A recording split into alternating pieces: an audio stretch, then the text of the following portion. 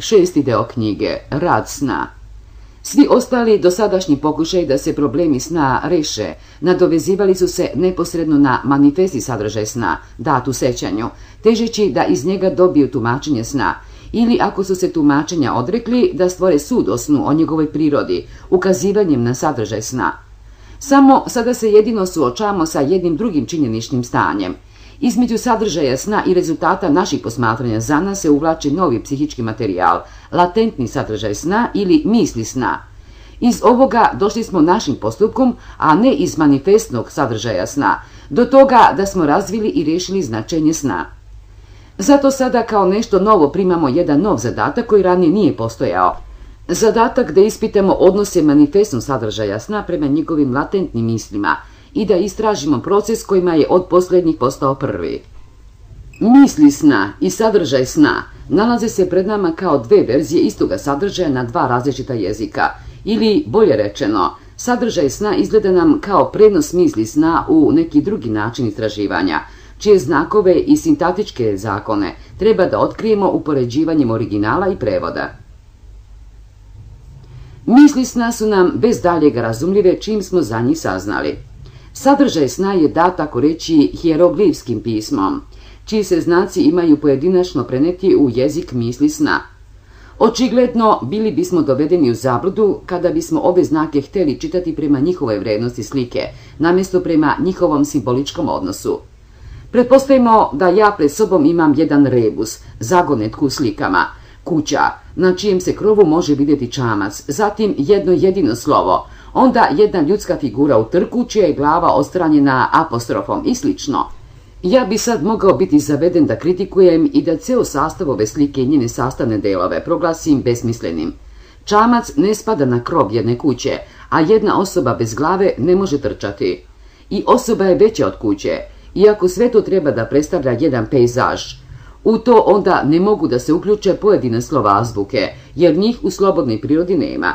Pravilna ocena o rebusu očigledno je data tek onda ako protiv celine i pojedinosti te celine ne stavljam ovakve prigovore, nego se potrudim da svaku sliku zamenim jednim slogom ili jednom rečju, koja se na ovaj ili onaj način može predstaviti slikom. Reči koje se tako sastave više nisu besmislene, nego mogu dati najdivniju i najdubokoumniju pesničku misao. San je dakle jedna takva zagonetka u slikama. Naši prethodnici u oblasti tumačenja sna učinili su grešku što su rebus ocenjivali kao slikarsku kompoziciju. Kao takva on im je izgledao besmislen i bez vrednosti. A. Rad na sažimanju. Prvo što će svakome postati jasno pri upoređivanju sadržaja sna i misli sna, jeste to da je ovdje bio obavljen vanredan rad na sažimanju. San je oskudan, siromašan, lakoničan u poređenju sa obimom i bogatstvom misli sna. San, ako ga napišemo, ispunjava pola stranice. Analizi u kojoj su sadržane misli sna potrebno je često 8 pa i 12 puta više prostora za pisanje. Relacija se za različite snove menja, a ona, koliko sam mogao da kontrolišem, nikad ne menja svoj smisao. Po pravilu mi podcenjujemo meru kompresije koja postoji tako što smatramo da misli sna, iznete na svetlost, predstavljaju potpun materijal, dok dalji rad na tumačenju može otkriti nove misli koje se kriju iza sna. Mi smo već morali istaći da zapravo nikad nismo sigurni da smo jedan san potpuno protumačili. Čak i ako rješenje izgleda zadovoljavajući i bez praznina, ipak još uvijek ostaje mogućnost da se kroz isti san ispoljava još i neki drugi smisao. Kvota sažimanja, dakle, strogo uzev, ne može se odrediti. Protiv tvrđenja da iz nesrazmere između sadržaja sna i misli sna treba izvesti zaključak da pri stvaranju sna postoji bogato sažimanje psihičkog materijala, mogao bi se izneti prigovor koji nam na prvi utisak izgleda veoma zavodljiv. Da mi tako često imamo osjećaj da smo čitavu noć sanjali i da smo zatim većinu toga ponovo zaboravili. San kojeg se prilikom buđenja sećamo bio bi tada samo ostatak celokupnog rada sna, koji bi po obimu bio isti kao što su i misli sna, kad bismo ih se samo mogli potpuno setiti. U toj stvari jedno je sigurno tačno, ne možemo se varati sa opažanjem da se jedan san najvernije reprodukuje ako pokušamo da ga se setimo ubrzo posle buđenja i da sećanje na njega prema večeri postaje sve više i više nepotpuno. A sa druge strane, može se vidjeti da osjećanje da smo sanjali mnogo više nego što možemo reprodukovati vrlo često počiva na jednoj iluziji čiji ćemo postanak kasnije jednom objasniti. Hipoteza da postoji sažimanje u toku rada sna, osim toga nije pogođena mogućnosti da se san zaboravi, jer je njena tačnost dokazana masama predstava koje pripada pojedinim sačuvanim delovima sna. Čak i ako je stvarno jedan veliki deo sna izgubljen za sećanje, ostaje nam time zatvoren eventualno prilaz jednom novom nizu misli sna. To je pretpostavka koja se ničim ne može opravdati, da su se izgubljeni delovi sna isto tako odnosili samo na one misli koje već poznajemo iz analize sačuvanih. Zbog prekomerne količine pomisli koje analiza doprinosi svakom pojedinačnom elementu sadržine sna, u ponekog čitaoca probudit će se principijelna sumnja, da li sve ono što nekome padne na pamet kasnije prilikom analize smemo uračunati u misli sna. To jest, da li smemo pretpostaviti da su sve ove misli bile aktivne još u toku spavanja i da li su sarađivale zajedno na stvaranju sna. Da li možda naprotiv, za vreme analizovanja ne nastaju nove misaone veze koje u stvaranju sna nisu imale učešća? Ovoj sumnji ja se samo uslovno mogu pridružiti. Svakako tačno je da pojedine misaone veze nastaju tek za vreme analize. Ali mi se u svako doba možemo uveriti da se ovakve nove veze stvaraju samo između misli koje su već u mislima snova na drugi način povezane. Nove veze kao sporedni priključci, kao kratki spojevi, omogućeni su postojanjem drugih i dubljih spojnih puteva. Za prekomeran broj masa misli otkrivenih u analizi moramo priznati da su bile aktivne već pri stvaranju sna. Jer ako smo se probili kroz lanac takvih misli, koje kao da nemaju veze sa stvaranjem sna, nailazimo odjednom na jednu misao, koja je zastupljena u sadržini sna, neophodno potrebna za tumačenje sna, pa ipak nije bila pristupačna drugčije nego kroz onaj lanac misli. Uporedimo s tim možda san o botaničkoj monografiji, koji se javlja kao rezultat zapanjujućeg rada na sažimanju, iako njegovu analizu nisam objavio u potpunosti. A kako onda treba da zamišljamo psihičko stanje za vreme perioda spavanja, koji prethodi snevanju? Jesu li sve misli sna prisutne jedna pored druge, ili se javljaju jedna za drugom, ili više istovremenih tokova misli kreće iz različitih centara, pa se oni slivaju u jedan? Ja mislim da za sada još ne postoji nikakvo primoravanje da stvaramo plastičnu predstavu o psihičkim uslovima pri stvaranju sna. Samo ne smemo zaboraviti da se radi o nesvesnom procesu, koji u sebi zapažamo pri namernom mišljenju, praćenom svešću. Ali činjenica da stvaranje sna počiva na sažimanju stoji nepokolebljivo čvrsto. A kako se ovo sažimanje vrši?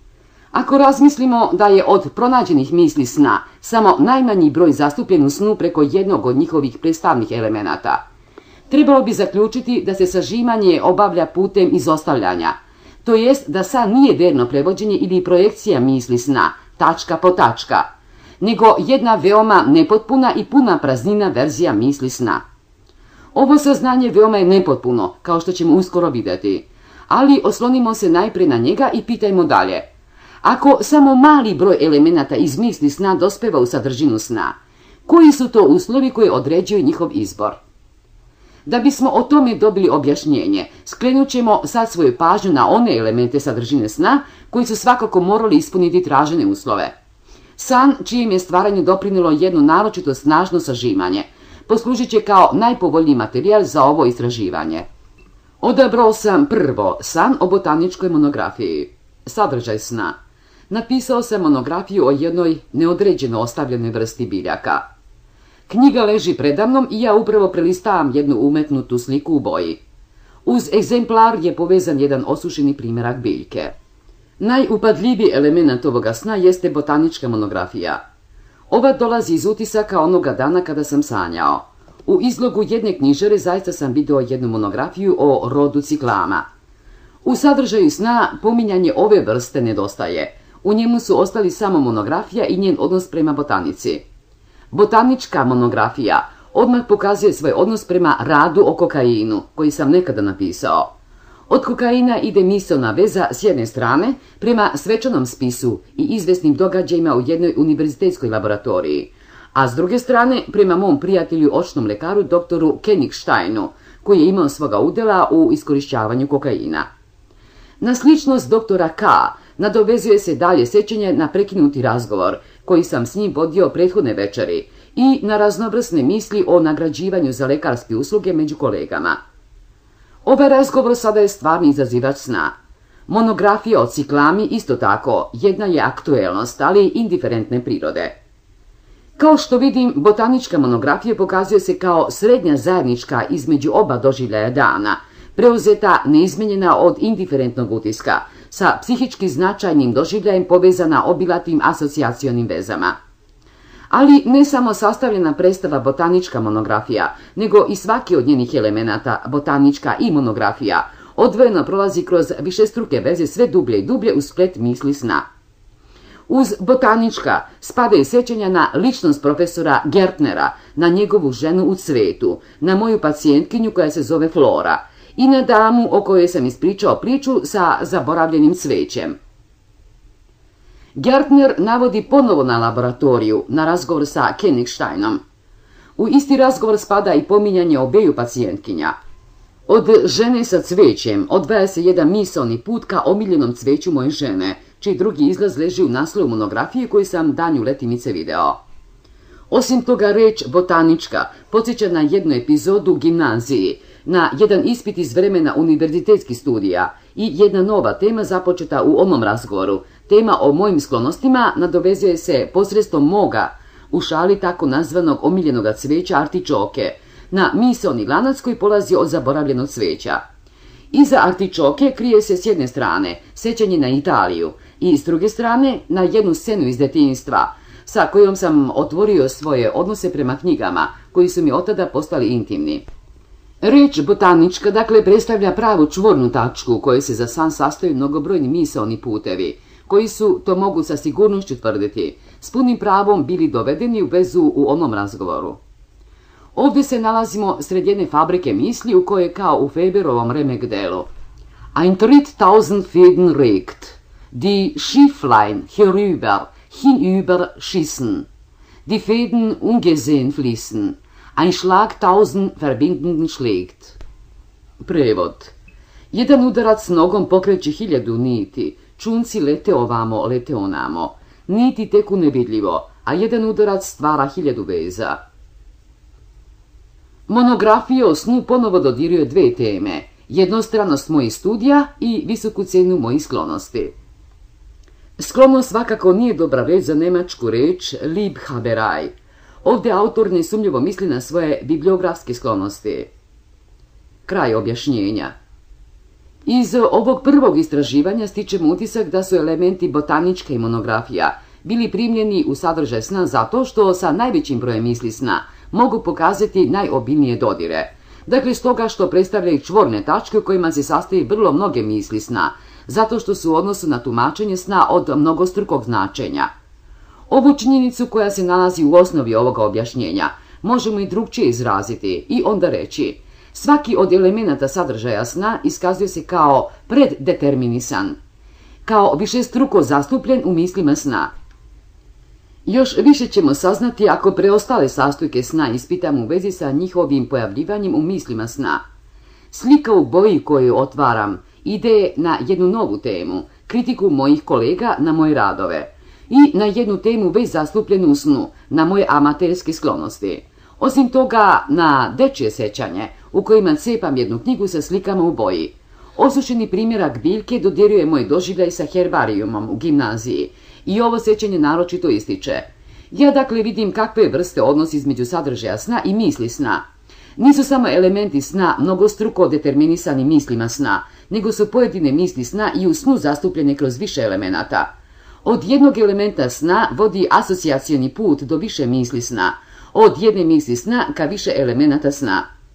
Stvaranje sna, dakle, ne vrši se tako što bi pojedinačna misao sna ili jedna grupa takvih misli dali skraćenje kao zamenu, otprilike onako kao što se iz redova stanovništva biraju narodni predstavnici, nego celokupna masa misli sna podleže izvesnoj obradi, prema kojoj oni elementi koji imaju najjaču i najbolju potporu stiču pravo na ulazak u sadržaj sna, analogno otprilike vršenom skrutinijem spiskova. Bilo koji san da izložim sličnom rašlanjavanju, uvek nalazim potvrđene iste osnovne principe. da se elementi sna stvaraju od celokupne mase misli sna i da svaki od ovih elemenata u odnosu prema mislima sna izgleda višestruko determinisan. Sigurno nije izlišno da ovu relaciju sadržaja sna i misli sna pokažemo na jednom primjeru koji se ističe naročito veštim zamršivanjem međusobnih odnosa. San dolazi od jednog pacijenta koga ja zbog straha lečim u zatvorenim prostorijama. Ubrzo će se pokazati zašto se nalazim pobuđen da ovom izuzetno duhovitom delu sna dam sljedeći naslov. Jedan lep san. On se sa velikim društvom vozi u ulicu X, u kojoj se nalazi jedno skromno svratište, što nije tačno. U njegovim prostorijama daje se pozorišna predstava. On je čas publika, čas glumac. Na kraju kaže da se treba presvući da bi se ponovo došli u grad. Jedan deo personala upućuje se u prostorije u parteru, a drugi u prostorije na prvom spratu. Onda izbije svađa. Oni gore se ljute što oni dole još nisu gotovi tako da ne mogu da siđu. Njegov brat je gore, on dole, i on se ljuti na brata što je tolika gužva. Ovaj deo nije jasan. Uostalom, već pri dolasku bilo je određeno i podeljeno ko treba da bude gore, a ko dole. Zatim on ide sam preko jedne uzvišice, koju ulica X čini u pravcu prema gradu, i ide tako teško, tako naporno da ne može da krene s mesta. Jedan stariji gospodin mu prilazi i počinje da grdi kralja Italije. Na kraju uzbrdice posle toga ide mnogo lakše. Te gobe prilikom penjanja bile su tako jasne da je još posle sna neko vreme sumnjao da li je to bio san ili java. Prema manifestnoj sadržini, jedva da ćemo ovaj san moći pohvaliti. Protiv pravila, ja ću sa tumačenjem početi kod onoga dela koji je snemač bio značio kao najrazgovetniji. Tegoba o kojoj je sanjao i koje je verovatno u snu osjetio, mukotrpno penjanje uz teško disanje, jeste jedan od simptoma koji je pacijent pre više godina stvarno pokazivao. I on je to tada zajedno sa drugim pojavama dovodio u vezu sa verovatno histerički simuliranom tuberkulozom.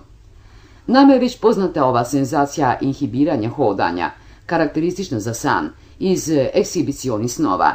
I ovdje ponovo nalazimo da ona predstavlja materijal uvijek spreman u svrhe bilo kakvog drugog prikazivanja. Deo sadržaja sna koji opisuje kako je penjanje u početku bilo teško i kako je na kraju uzbrdice postalo lako, podsjećao me je prilikom prepričavanja sna na poznati majstorski uvod Safoa od Alfonsa Dodea.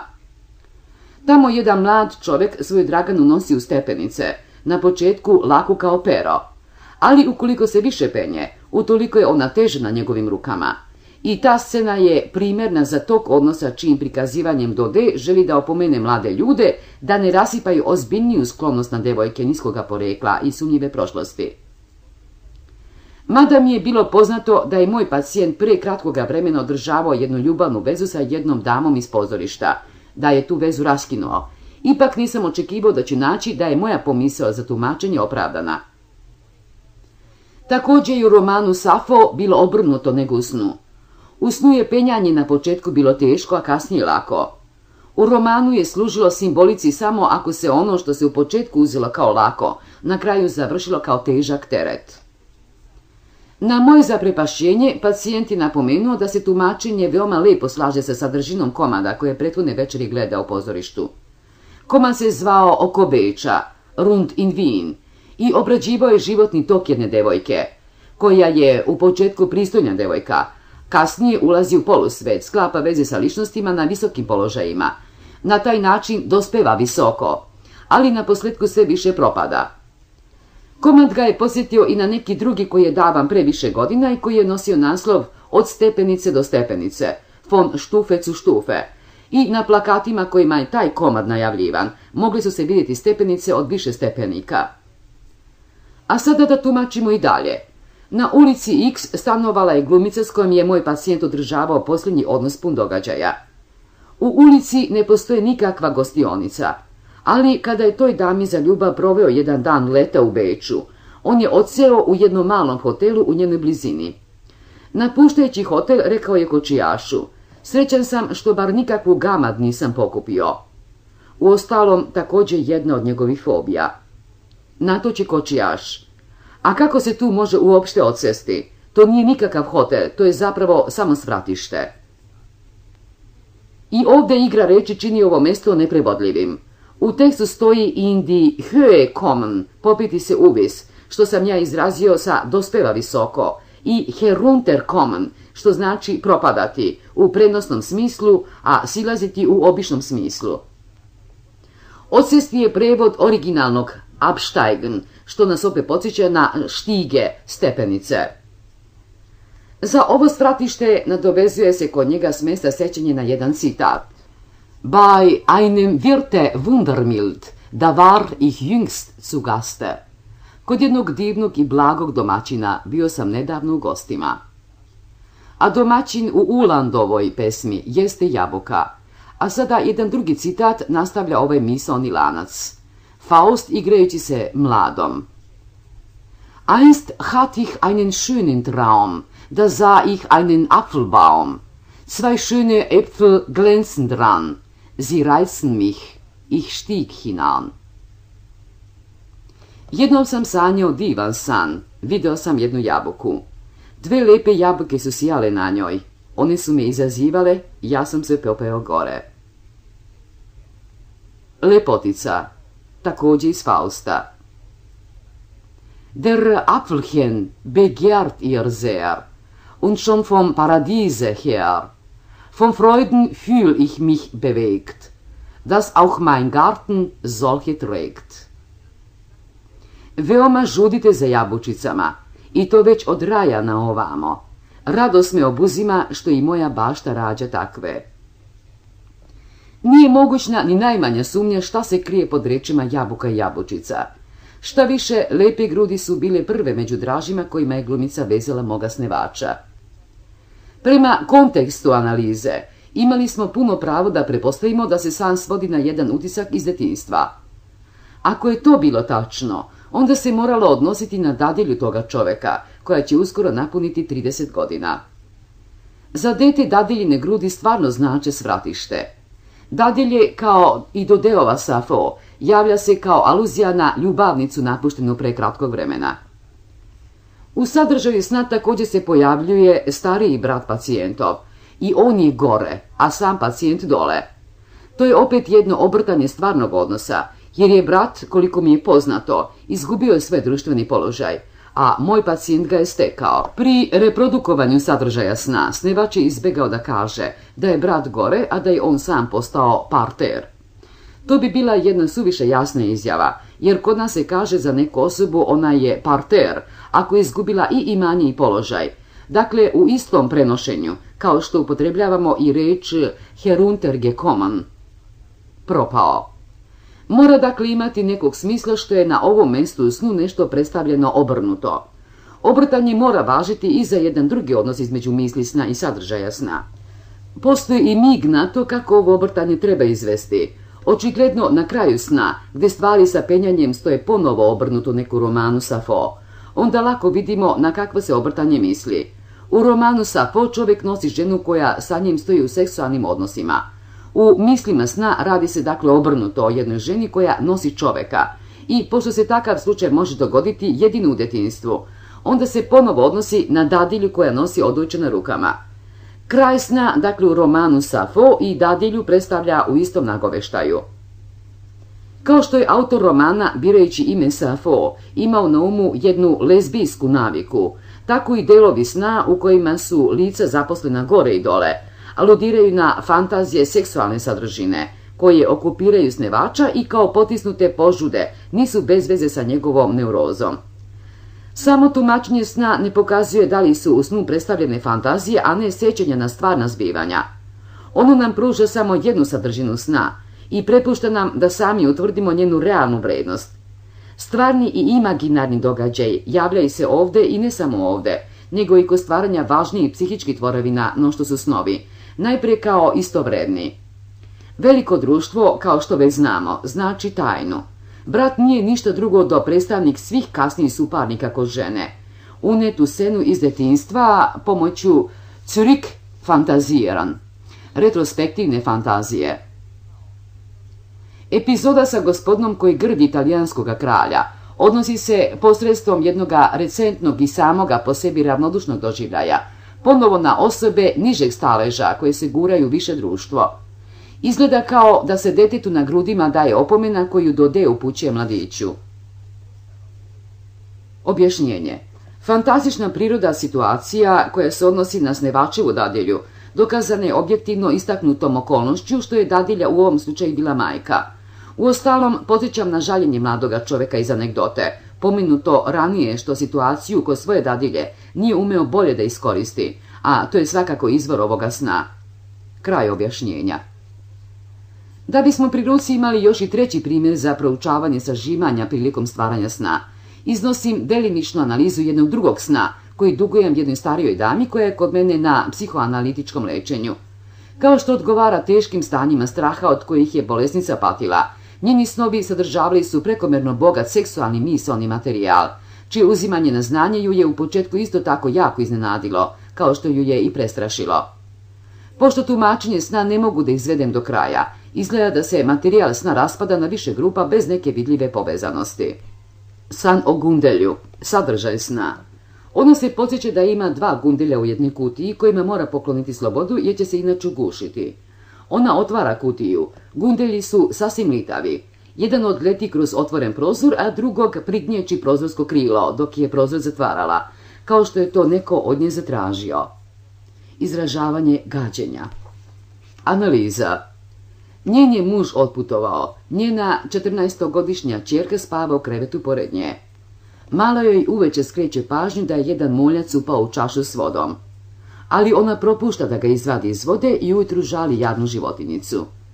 U njenoj knjizi koju je uveče čitala, pričalo se kako dečaci bacaju mačku ključalu u vodu i opisane su trzaje životinje. To su oba sama po sebi ravnodušna povoda za san. Tema o svireposti prema životinjama zanima je i dalje. Njena ćerka je pre nekoliko godina, kada su preko leta stanovali u nekom kraju, bila vrlo svirepa prema životinjama. Ona je prikupila jednu zbirku leptira i tražila je od nje arsenik za ubijanje leptira. Jednom se dogodilo da je jedan noćni leptir još dugo leteo po sobi sa iglom zabodenom u telo. Drugi put su neke gusenice nađene izgladnele, koje su bile ostavljene da se učaure. Isto to dete imalo je običaj u još nežnijim godinama da bubama i leptirima kida krila. Danas bi se svih ovih svirepih radnji devojčica užasavala. Ona je postala tako dobrodušna. Ta protivrečnost je zanima. Ona je podsjeća na jednu drugu protivrečnost između izgleda i raspoloženja, onako kako ga je predstavila Eliotu u Adamu Bidu. Jedna lepa, ali uobražena i sasvim glupa devojka, a pored nje jedna ružna, ali plemenita. Aristokrat koji guščicu zavodi, radnik koji osjeća plemenito i koji se tako i ponaša. To se na ljudima ne može vidjeti.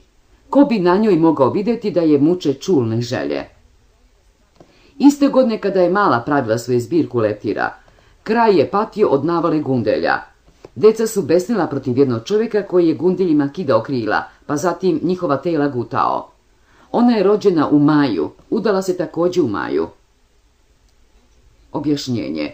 Gundelj se na nemačkom kaže Maikäfer, majska buba. Kraj objašnjenja. 3 dana posle venčanja pisala je svojim roditeljima kući pismo kako je srećna, ali ona to nipošto nije bila.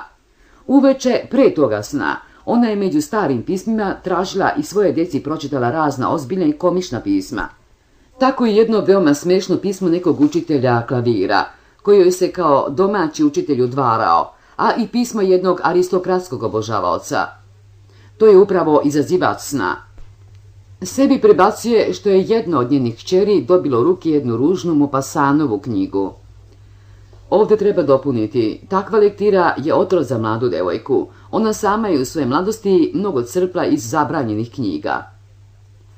Arsenik što ga njena mala traži podsjeća na pilule od arsenika, koje u nababu vraćaju mladalačku snagu Vojvodi od mora. Uz pokloniti slobodu pada joj na pamet mesto iz Mozartove čarobne frule. Zur Liebe kann ich dich nicht zwingen, doch gebe ich dir die Freiheit nicht. Prevod. Na ljubav te ne mogu primorati, ali slobodu ti ne dajem. Uz gundelje, pored toga još i reči katičine. Verliebt ja, bist du wie ein Käfer mir. Zaljubljen si mi kao buba. Jedan dalji tok misli vodi ka Pentezileji istoga pesnika, svirepost prema Draganu. Između ovoga Tannhäuser, Weil du von böser Lust beseelt, pošto te obuzima zla strast. Ona živi u strahu i brizi za odsudnim mužem. Strah da mu se nešto na putu ne desi dolazi do izražaja u mnogobrojnijim fantazijama preko dana. Kratko vreme prije toga ona je u svojim nesvesnim mislima za vreme analize našla žalbu na njegovu ostarelost. Misao i želja koju ovaj san krije može se možda najbolje pogoditi ako ispričam kako ju je, više dana presna, odjednom sred njenih poslova, trgao imperativ uperen protiv njenoga muža. Obesi se. Pokazao se da je nekoliko časova prije toga negdje pročitala da se pri vešanju pojavljuje snažna erekcija. To je bila želja za ovom erekcijom, koja se u ovom strahom izazivajućem prerušavanju ponovo vratila iz potisnutosti. Obesi se značilo je koliko i stvori po svaku cenu erekciju. Pilule od arsenika doktora Jenkinsa u nabavu spadaju ovamo. Pacijentkinje je također bilo poznato da se najsnažniji afrodizijak, kantaride, priprema gnječenjem buba, takozvanih španskih muva. Na ovaj smisao cilja glavni sastavni deo sna. Otvaranje prozora i zatvaranje predstavlja jedno od stalnih prepirki sa njenim mužem. Ona sama spava aerofilno, a njen muž aerofobski. Mlitavost je glavni simptom na koji se ovih dana imala da žali. U sva ova tri saopštena sna ja sam štamparskim slogom istakao gde se jedan od elemenata sna ponovo javlja u mislima sna, da bih postigao mnogostruki odnos prvog elementa, da bi više palo u oči. Ali pošto ni za jedan od ovih snova analiza nije prevedena na kraju, isplatit će se svakako ako se upustimo u jedan san čiju smo analizu izneli opširno, da bismo na njemu dokazali predeterminiranost sadržine sna. U tu svrhu sam odabrao san o Irminoj injekciji. Na ovom primjeru mi ćemo bez pomuke saznati da se rad na sažimanju prilikom stvaranja sna služi više nego jednim sredstvom. Glavno lice sadržine sna je pacijentkinja Irma. Ona se pojavila sa crtama koje joj u životu pripadaju, pa dakle najprije predstavljaju samu sebe. Ali položaj kome je ja kod prozora pregledam, uzet je i sećenja na jednu drugu osobu, od one dame sa kojom bih želeo da zamenim svoju pacijentkinju, kao što misli moga sna pokazuju. Ukoliko se kod Irme vidi difterična skrama, pri čemu se podsjećam brige za moju najstariju ćerku, ona je predstavljala ovo moje dete, a iza nje se, povezana istovetnošću imena s njim, krije ličnost jedne pacijentkinje koju sam izgubio zbog intoksikacije. U daljem toku sna menja se značenje Irmine ličnosti, a da se pritom ne menja njen lik viđen u snu. Ona postaje jedno od dece koje pregledamo u javnoj ordinaciji dečije bolnice, pri čemu moji prijatelji pokazuju raznoliko svojih duševnih sposobnosti.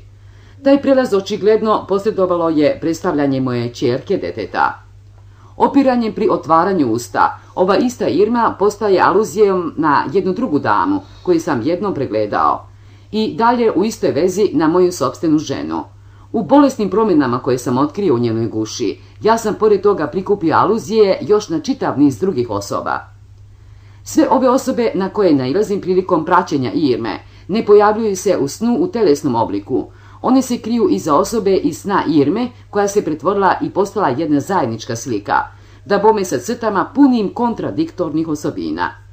Irma postaje zastupnica ovih drugih lica, žrtovanih pri radu sažimanja, pošto ja prepuštam da se na njoj zbiva sve što me tačka po tačka podsjeća na te druge osobe. Ja mogu da stvorim jednu kolektivnu sliku i na drugi način za svrhu sažimanja sna tako što ću stvarne crte dva ili više lica sjediniti u jednu sliku sna. Na ovaj način je nastao dr. M moga sna. On nosi ime doktora M, govori i radi kao on. Njegova telesna karakteristika i njegove patnje pripadaju jednoj drugoj osobi, mom najstarijem bratu. Jedna jedina crta, bledi izgled, dvostruko je determinisan, pošto je u stvarnosti obema osobama zajednički. Jedna slična mešovita osoba jeste dr. R u mom snu o stricu, ali u njegovom slučaju slika sna je konstruisana na jedan drugi način.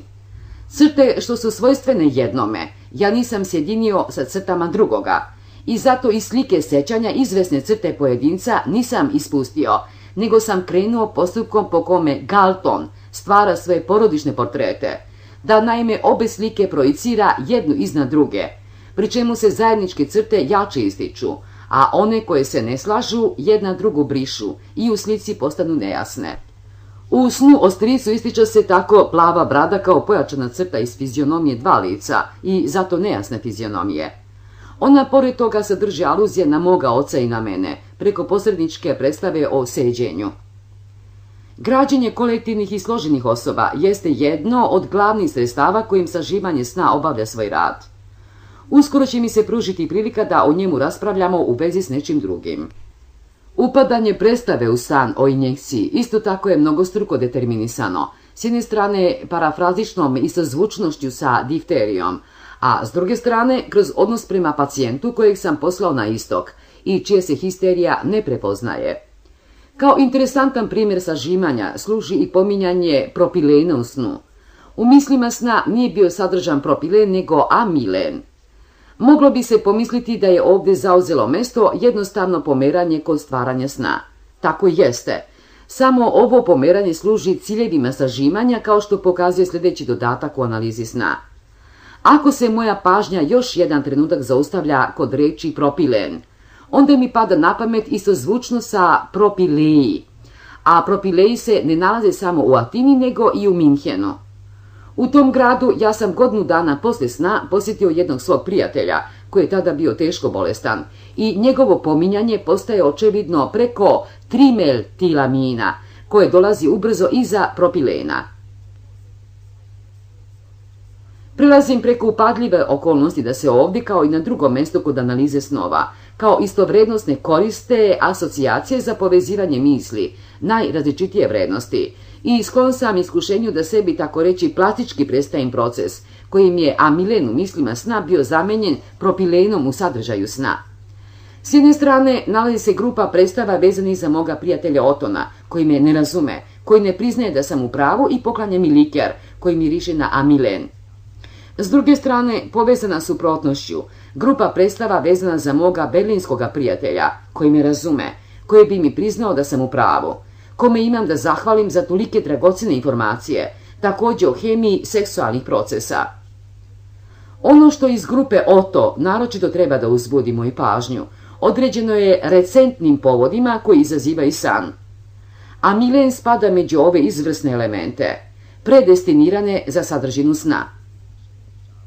Bogata grupa predstava Wilhelm biva oživljena upravo svojom suprotnošću prema grupi Oto i u njoj su bili istaknuti oni elementi koji zvuče skladno sa elementima već izazvanim u ovoj grupi. Ta u ovom čitavom snu ja se vraćam od jedne osobe koja izaziva moje nedopadanje do druge koju mogu ovoj po želji suprotstaviti. Izazivam tačku po tačku prijatelja protiv protivnika. I tako amilen u grupi Oto izaziva sjećanja iz kruga hemije i u drugoj grupi. I tako trimetilamin poduprt sa mnogo strana dolazi u sadržinu sna. I amilen bi mogao doći neizmijenjen u sadržinu sna, ali je on došao pod utjecaj grupe Wilhelm. Jer čitava oblast sjećanja, što ga ovo ime pokriva, priložena je da bi se našao jedan element koji može dati dvostruko determinisanje za amilen. Tesno asociran sa amilenom je propilen. Iz kruga Wilhelm dolazimo u susret Minhen sa propilejima. U propileji sastoji se obe grupe predstava. Kao nekim kompromisom, ovaj srednji element dospeva zatim u sadržaj sna. Tu je konstruisana neka srednja zajednička, koja dozvoljava višestruko determinisanje. Tako je sasvim jasna činjenica da višestruko determinisanje mora olakšati prodiranje jednog elementa u sadržaj sna. U cilju stvaranja ovakve srednje veze, nesumnjivo je preduzeto jedno pomeranje pažnje sa onoga što se stvarno mislilo na nešto što se nalazi u blizini asocijacije.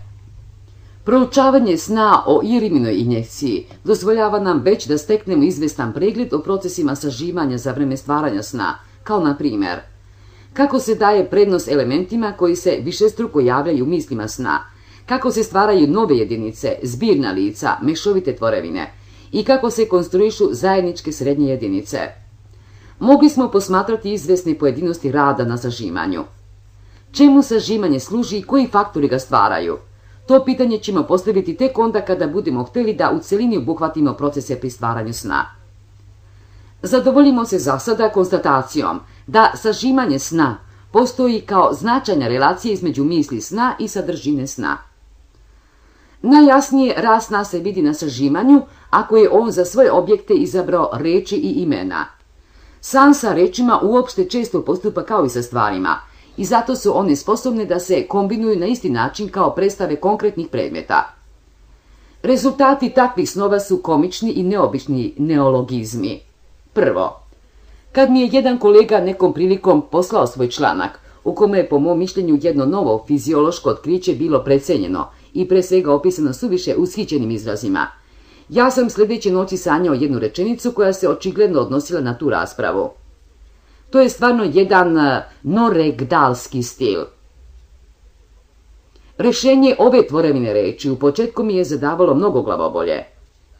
Nije bilo sumnje da je neologizam stvoren paradoksistički prema superlativima, kolosal, piramidal, ali odakle dolazi nije bilo lako reći.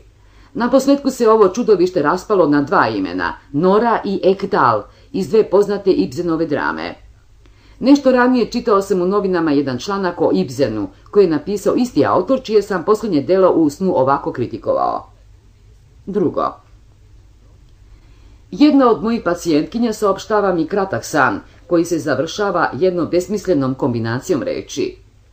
Ona se sa svojim mužem nalazi na nekom seoskom veselju, pa zatim kaže: to sve će se završiti jednim ludim majstolmicem. Pritom u snu nejasna misao da je to nekakav kolač, napravljen od kukuruza, nemački majs, nekakva vrsta polente. Analiza razlaže reč u majstol i manstol, olmic, a svi ti delovi mogu se prepoznati kao ostatak jedne konverzacije vođene za stolom kod njenih rođaka. Iza reči majs kriju se, osim aluzije na upravo otvorenu jubilarnu izložbu, još i reči majsen, jedna majsenska porculanska figura koja predstavlja pticu. Miss, engleskinja njenih rođaka, otputovala je u Olmic. Mis, odvratan, loš, u šaljivo upotrebljenom jevrejskom žargonu, i čitav lanac misli i nadovezivanja odvajao se od svakoga sloga ovoga čudovišta od reči. Treće, mlad čovjek kod kojeg je kasno uveče zazvonio neki poznanik da bi mu predao podsjetnicu, sljedeće noći sanja ovo. Jedan poslovan čovjek očekuje kasno uveče da mu oprave sobni telegraf. Pošto je otišao, zvonilo je još uvijek, ne kontinuirano, nego samo u pojedinim udacima. Sluga dovede ponovo toga čovjeka, a ovaj kaže: ipak je neobično što i ljudi koji su inače tutlrein ne umeju da postupaju sa takvim stvarima. Indiferentni povod za san pokriva, kao što se vidi, samo jedan njegov element. On je postao značajan uopšte samo zato što se nadovezao na jedan drugi snevačev doživljaj, mada i sam po sebi ravnodušan, ali mu je njegova fantazija dala jedno supstitutivno značenje. Kao dečak koji je stanovao zajedno sa ocem, jednom je pospan prosuo čašu vode na tle, tako da se kabl sobnog telegrafa nakvasio i njegovo kontinuirano zvonjenje smetalo je ocu kada je spavao. Pošto kontinuirano zvonjenje odgovara nakvašenosti, upotrebljavaju se pojedini udarci da predstave kapanje. Reč tutlrein razlaže se u tri pravca i time cilje na tri materije koje su zastupljene u mislima sna. Tutel, kuratl znači starateljstvo. Tutel, možda tutel, jeste jedna vulgarna oznaka za ženske grudi, a sastojak rein, čist, preuzima prve slogove sobnoga telegrafa da bi stvorio reč Zimmerrein, što je tesno povezano za kvašenje poda. Osim toga zvuči slično kao ime neke osobe zastupljeno u snevačevoj porodici. Objašnjenje. Isto razlaganje i slaganje slogova, prava hemija slogova, služi nam i u budnom stanju za pravljenje mnogostrukih šala. Kako se na najprostiji način dobija zlato? Pođe se u jedan drvored u kojem rastu srebrne topole. Zapovedi se da ćute, onda prestaje. Papel, brbljanje, i srebro je oslobođeno. Prvi čitalac i kritičar ove knjige učinio mi je prigovor koji će kasniji čitaoci i kritičari verovatno ponoviti, da snevač često izgleda suviše duhovit. To je tačno. Tačno ukoliko se odnosi samo na snevača. Involira jedan prigovor samo onda ako treba da pređe na tumača snova. U budnoj stvarnosti ne mogu da polažem mnogo prava na predikat duhovit, bicik, Ako moji snovi izgledaju duhoviti, onda zato nije kriva moja ličnost, nego to zavisi od osobitih psiholoških uslova u kojima se san izgrađuje i intimno je povezan sa teorijom duhovitog i komičnog. Sam postaje duhovit pošto je za njega zatvoren pravi i najbliži put do izražavanja njegovih misli. On to postaje po nuždi. Čitaoci se mogu uveriti da snovi mojih pacijenata čine utisak duhovitog, u istom i u većem stepenu nego što to čine moji snovi. Ovo prebacivanje svakako mi je dalo povoda da tehniku vica uporedim sa radom sna, što se dogodilo u knjizi objavljenoj 1905. godine, sa naslovom Dosetka je njen odnos prema nesvesnom. Reč Zimmerrein kaže se za životinju ili dete koje je naučeno na čistoći u sobi, da ne mokri i slično. Kraj objašnjenja. 4. primjer. U jednom svom dužem i zbrkanom snu, u čijem je prividnom središtu putovanje brodom, dešava se da se sljedeća stanica zove Hersing, a naredna Flis. Ovo posljednje ime moga prijatelja U.B. i to mesto često je predstavljalo cilj mojih putovanja, a reč Hersing kombinovana je iz mesnih naziva našeg bečkog lokalnog tramvaja, koji se tako često završavaju na ing. Hitzing, Lising, Medling, staro ime Medelic, Medelice, dakle meine Freude, moja radost.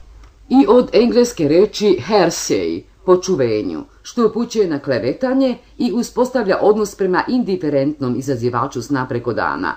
Prema jednoj pesmi objavljenoj u šaljivom listu Fliegende Blätter od strane jednog ogovaračkog kepeca, Zakter Hater Zakt. Objašnjenje. I ovdje jedna primjedba prevodioca. Satiričko-humoristički list Fliegende Blätter izlazio je u Njemačkoj do II. Svjetskog rata. Izmišljeno ime Zakter Hater Zakt treba rastaviti na članove. Sagt kaže i hat gesagt, rekao je. Kraj objašnjenja.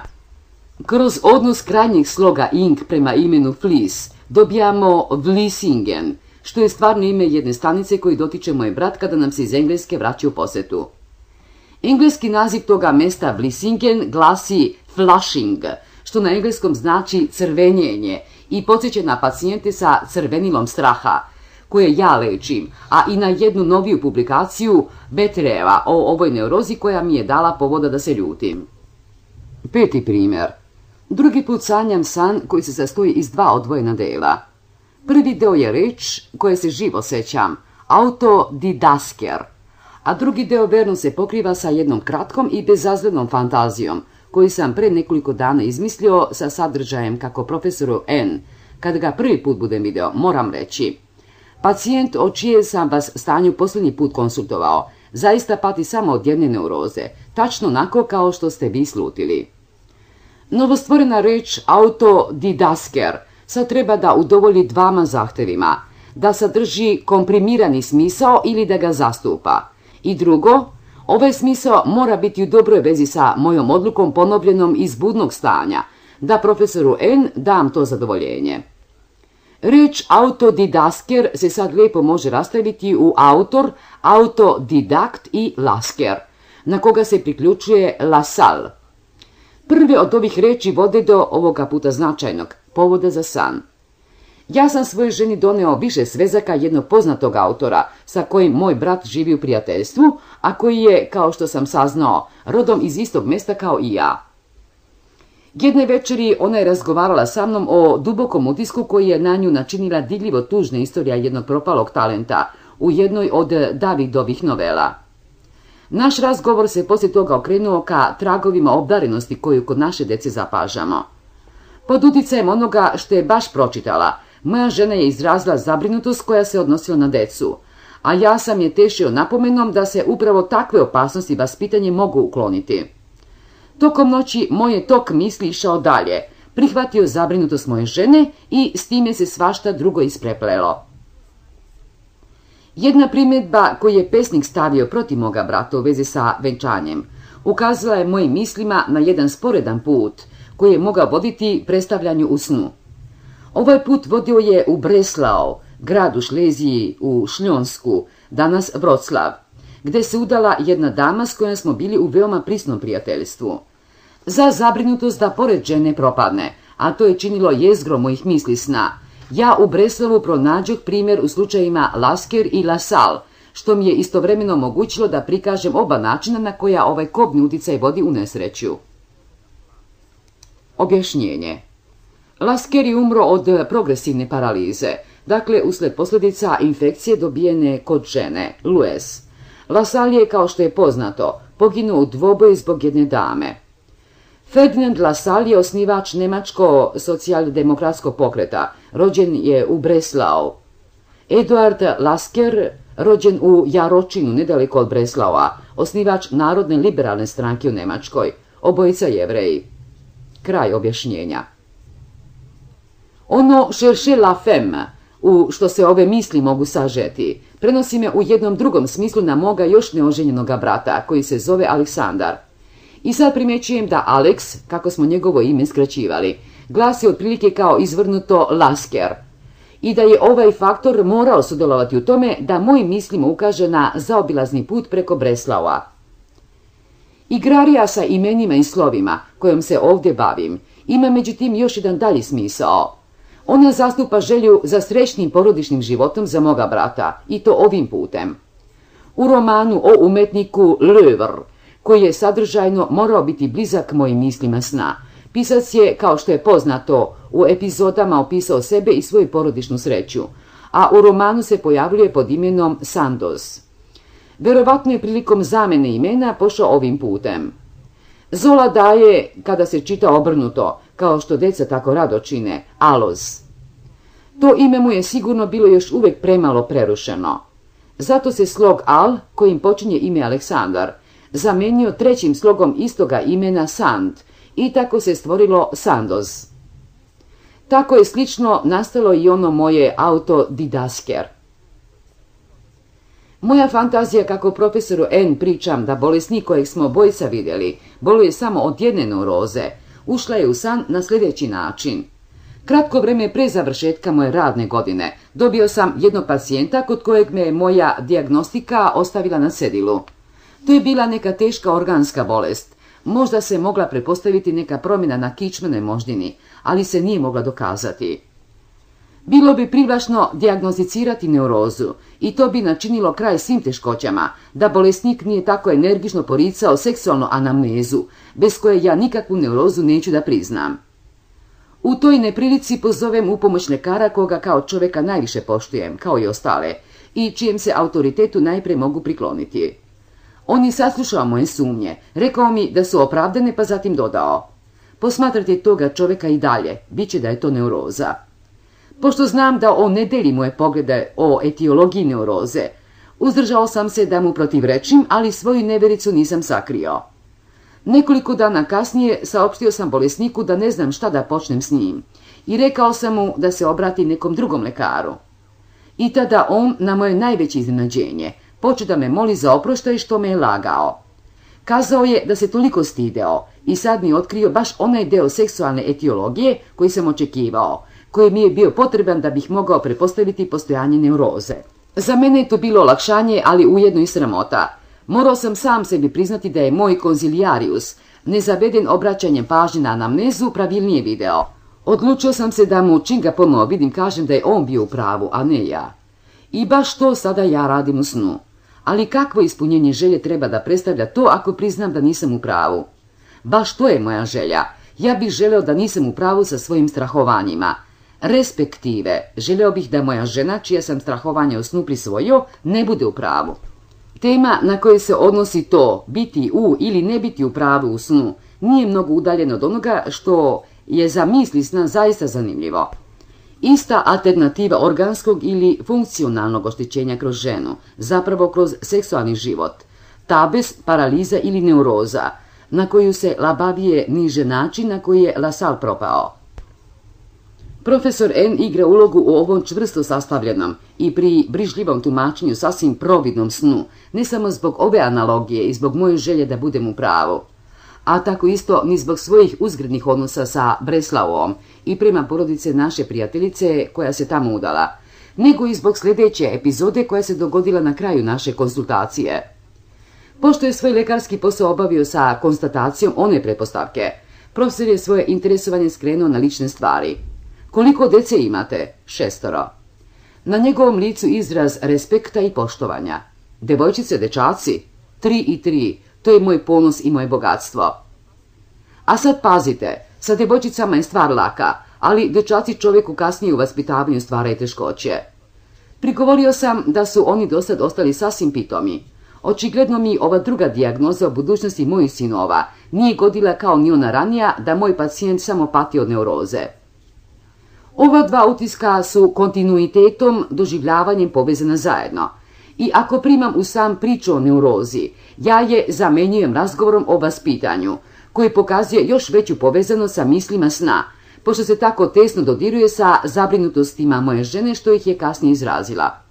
I na taj način čak moje strahovanje da bi profesor N svojim napomenama o teškoćama vaspitanja dečaka mogao biti u pravu nalazi ulazak u sadržinu sna, i to na taj način što se iza prikazivanja moje želje krilo da u ovakvim strahovanjima ne budem u pravu.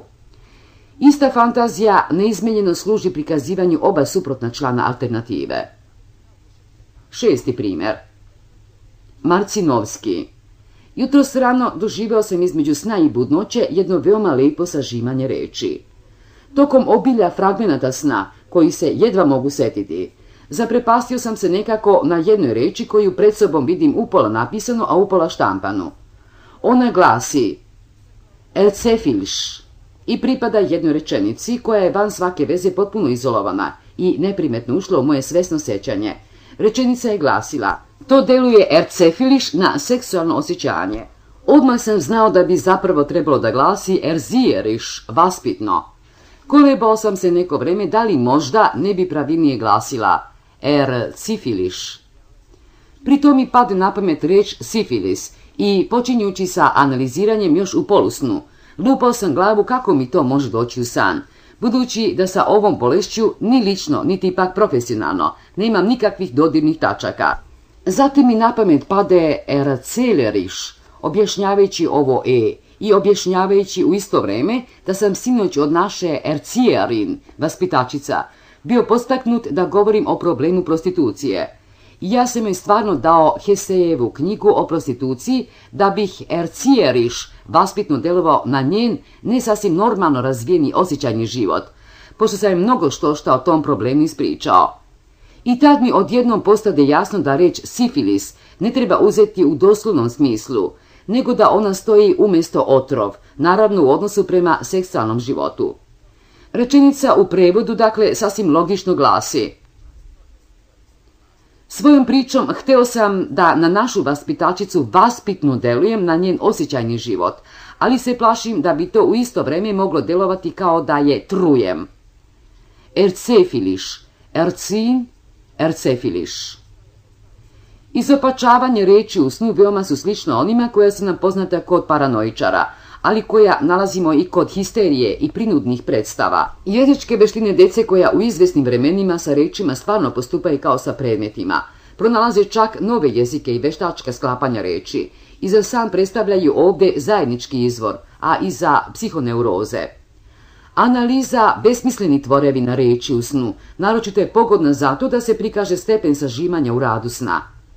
Ne bi trebalo da iz ovoga maloga izbora primjera, ovdje upotrebljenih, zaključimo da takav materijal samo retko kada, ili čak izuzetno retko, dolazi da se uzme u razmatranje.